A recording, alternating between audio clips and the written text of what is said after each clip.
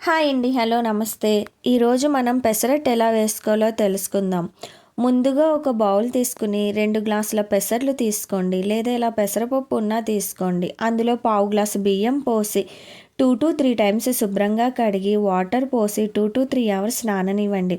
అలా నానిన పప్పును మళ్ళీ 4-5 టైమ్స్ శుభ్రంగా కడగండి. పొట్టు మొత్తం తీసేయకండి, కొంచెం పొట్టున్నా ఏమీ కాదు.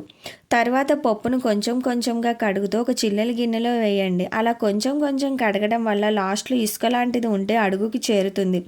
తర్వాత మిక్సీ జార్ తీసుకుని అందులో కడిగి పెట్టుకున్న పప్పు, కారానికి తగ్గట్టు పచ్చిమిర్చి, చిన్న అల్లం ముక్క, పప్పు నలగడానికి సరిపడా వాటర్ పోసి మెత్తగా రుబ్బుకోవాలి.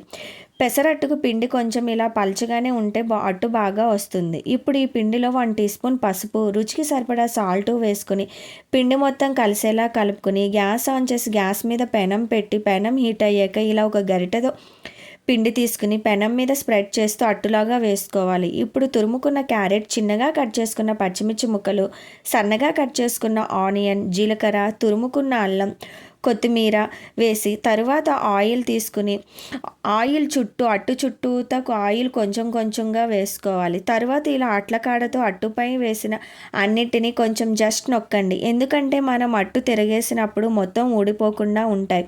అంతేనండి. కింద పైన అట్టు వేగాక ఒక ప్లేట్లోకి తీసుకుని అల్లం చట్నీతో కానీ లేదా పల్లీ చట్నీతో కానీ తినండి. టేస్ట్ సూపర్గా ఉంటుంది.